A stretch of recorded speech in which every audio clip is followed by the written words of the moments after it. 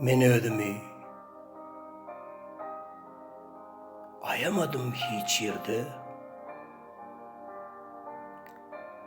Gaýgyda, hesretde, şatlykly günne.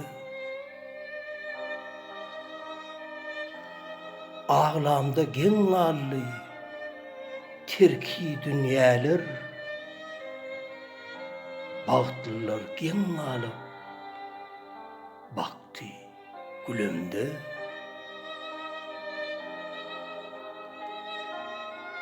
Söýemde şeýle bir yürekden söýdüm. Onuň bir öýjüginem boş goýmadym men. Adam söýsem kimligine garaman. Söýdüm üstünlügi yetmedi bilen.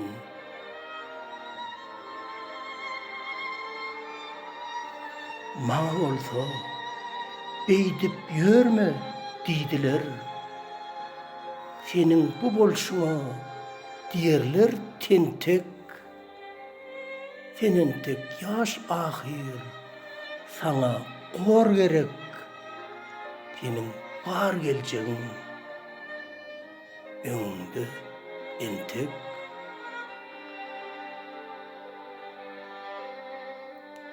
Men ödümi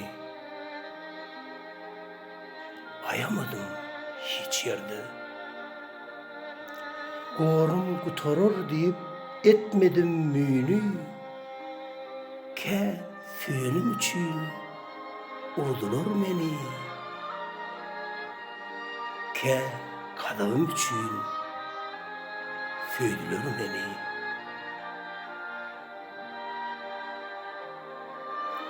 Hayır işler üçün tayyarlık boldum. Şeri işin tersine koydum men şeri. Son görüp otursam gutorýar eken. Diňe berilmeýän zatlaryň gory.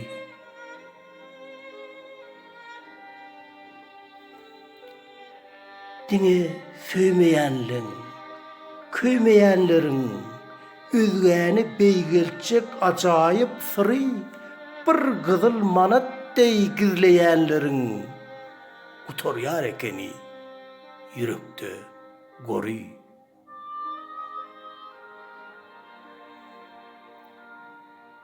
Men ödümi ayamadım hiç yerde. Ödümü bağış ettim özgüler üçün.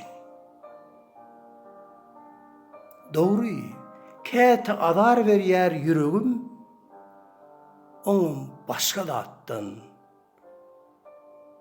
bolmagy mümkin.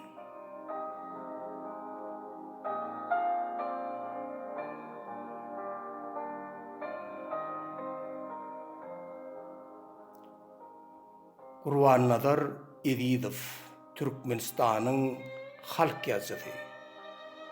Oşgyny Ezizgelli Helleň fokady. Köp sag bolun.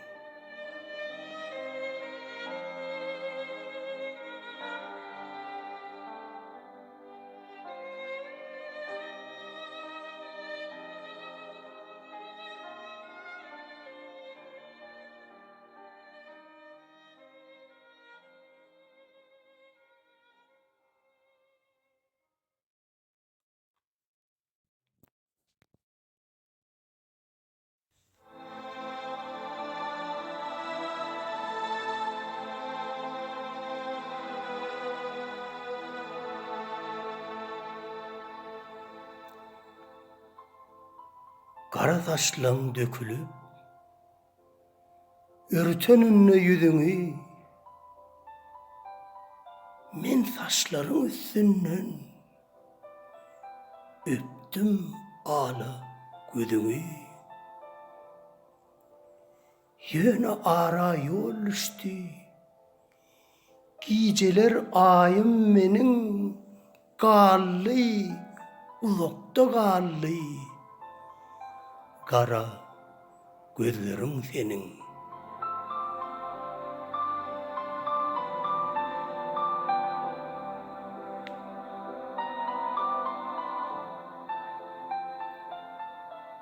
Ukla gülüm, kal gülüm, otur gülüm, gez gülüm.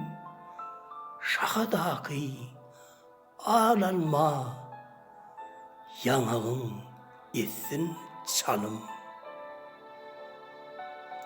Yöne nirde yansa da, nirde donsa da tenim, adam bana karasın, kara gözlerin senin.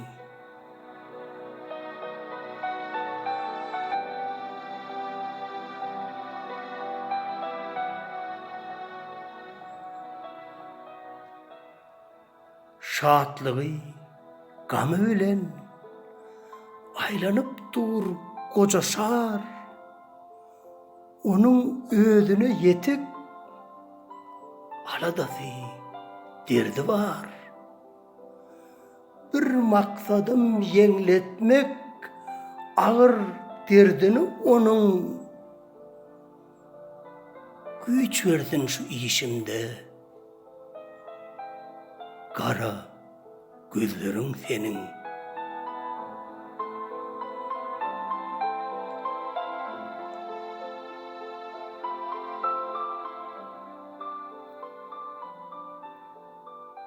Gurbanadar Edidov, Türkmenistan'ın halk yazısı, 1965 yıl.